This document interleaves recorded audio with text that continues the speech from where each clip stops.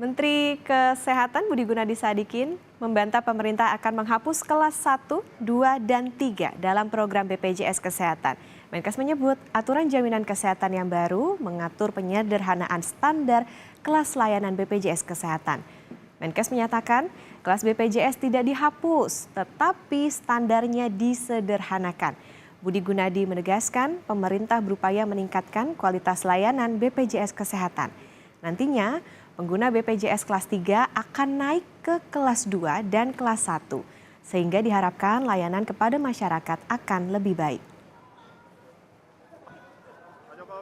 Standarnya disederhanakan dan kualitasnya diangkat. Jadi dulu ada kelas 3, kan sekarang semuanya naik ke kelas 2 dan kelas 1. Jadi diharapkan lebih sederhana dan layanan masyarakat lebih baik.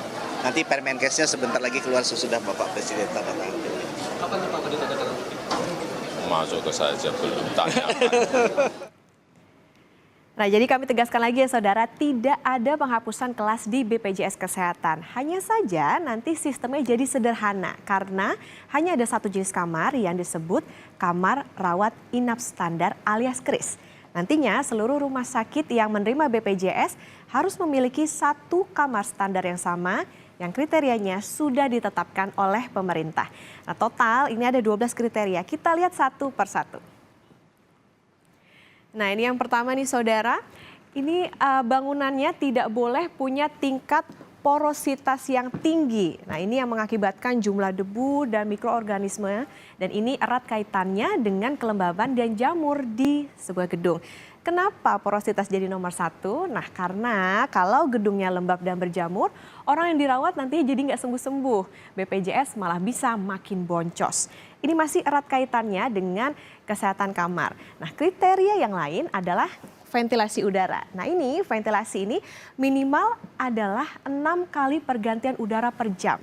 Kemudian standar untuk pencahayaan dan suhu ruangan ini stabil di 20 sampai 26 derajat Celcius. Sebelumnya saudara, standar ini tidak ada karena mengikuti kelas-kelas kamar di masing-masing rumah sakit yang tentunya punya standar berbeda-beda. Kriteria lain adalah tiap kamar harus ada outlet oksigen. Nah, selain mengatur soal ruangannya yang berhubungan dengan kelembaban ruangan, kriteria KRIS juga mengatur soal kenyamanan pasien di dalam ruangan perawatan. Nah, yang pertama, ini soal partisi atau tirai. Nah, ruangan ini hanya boleh ada 4 kamar tidur, jadi jarak antar kasur ini 1,5 meter.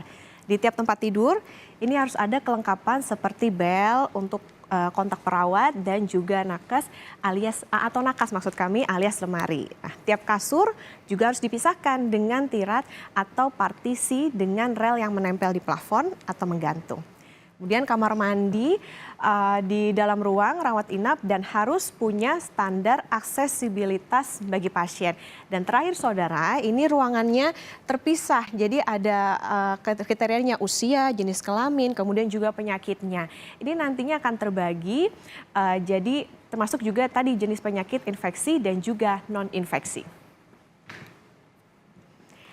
Dan saudara, saat ini kita sudah bersama dengan Direktur Utama BPJS Kesehatan, Profesor Ali Gufron Mukti.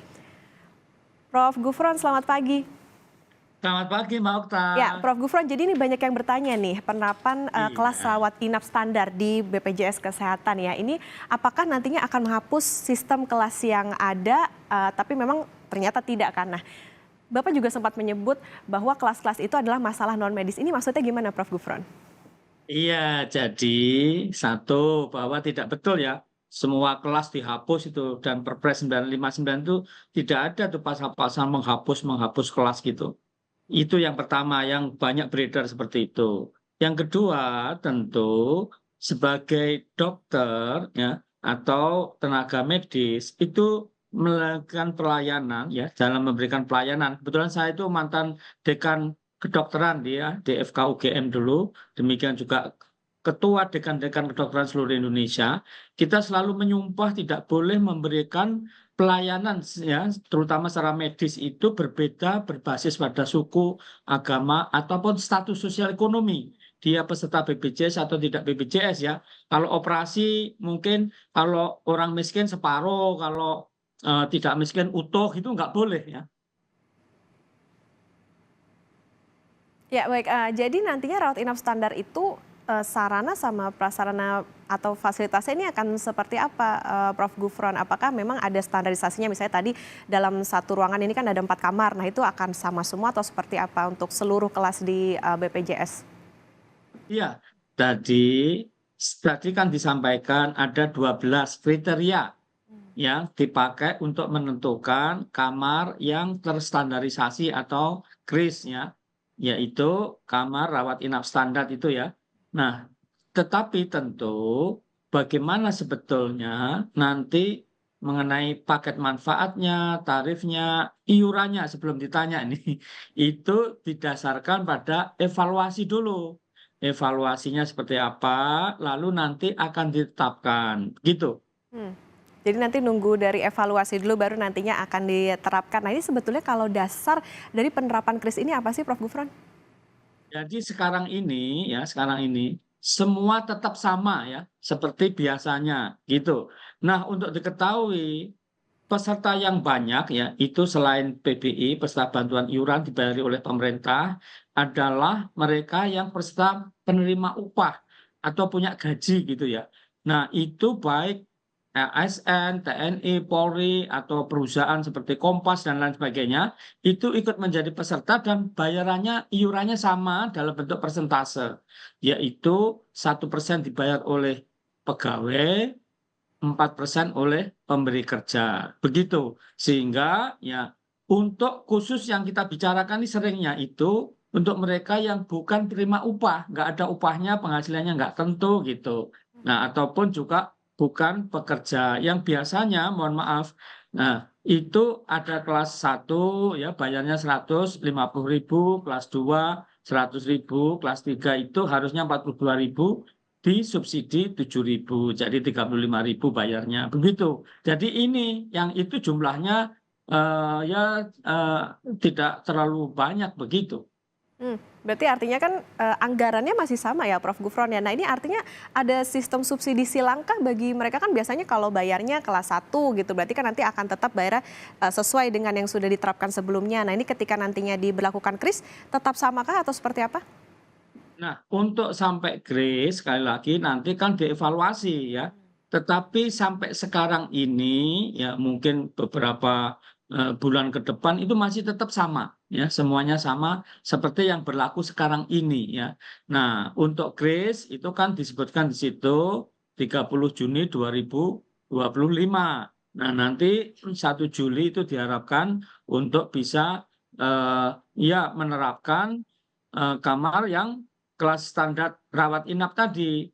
Nah, seperti apa standarnya? Kalau kriteria sudah ya, tetapi yang Anda sampaikan tadi nanti seperti apa? Apakah tanpa kelas atau dengan kelas standar atau 1 atau 2 atau apa? Nah, itu akan diputuskan setelah melalui evaluasi gitu dan tentu dengan diskusi, berbicara segala macam itu dengan berbagai pihak gitu. Prof, ini kan masih 30 Juni lah ya sebetulnya. Nah, tapi Ya. ada perkiraan nggak bed occupancy rate-nya nanti gimana untuk pembagiannya untuk yang kamar yang KRIS ataupun juga untuk yang misalnya pengguna asuransi lain gitu di rumah sakit? Nah, sampai sekarang ini ya, mereka yang kelas 1 ya, itu boleh naik. Katakanlah kalau nggak puas di kelas 1 naik di VIP ya, itu diatur juga di Perpres 59 ini dibolehkan. Nanti yang bayar siapa? Nah, selisihnya itu dibayar boleh yang bersangkutan atau perusahaan di mana dia bekerja atau oleh asuransi kesehatan tambahan, begitu. Berarti masih bisa naik kelasnya ya, Prof. Gufron ya? Iya, Nah, iya sekarang pun sudah ya. Sekarang pun ya, bahkan sekarang ini bisa nih, umpamanya dia kelas 1 ya, bayarnya yang nah kelas 1 itu tidak hanya yang bukan penerima upah ya, yang menerima upah seperti katakanlah mohon maaf pegawai negeri yang golongan 3 atau 4 ya, dia nggak puas di kelas 1 mau naik VIP bahkan untuk rawat jalannya itu di eksekutif ya, boleh gitu ya. Boleh, ini sudah ya. Cuman banyak yang belum tahu aja. Makanya kita ciptakan lagu belum tahu itu ya. Dinyanyikan di YouTube itu oleh Rektor UGM segala macam itu. Nah nanti kalau misalnya penerapan KRIS itu selisihnya gimana, Prof. Gufron?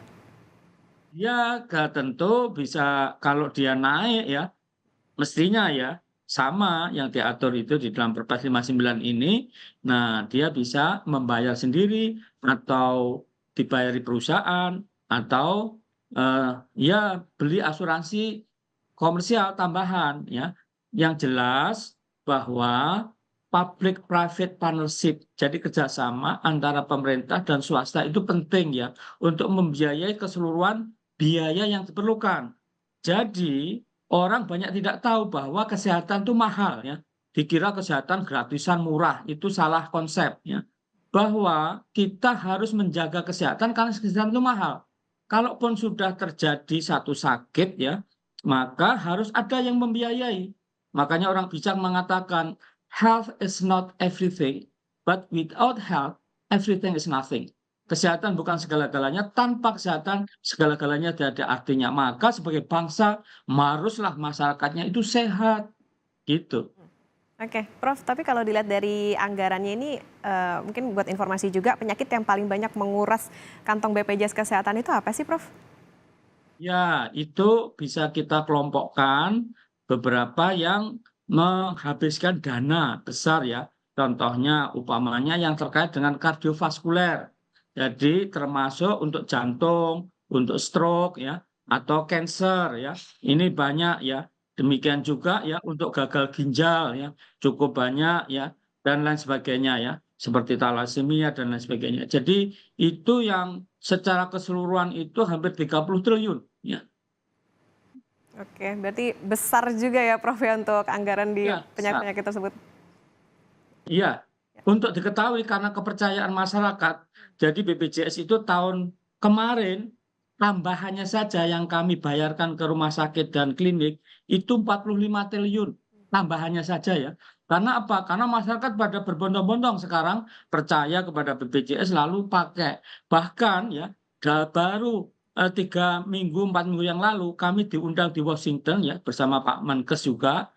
Banyak negara mereka apresiasi, termasuk diminta ngajar di Harvard Medical School dan juga di John Hopkins yang mereka itu apresiasi ya.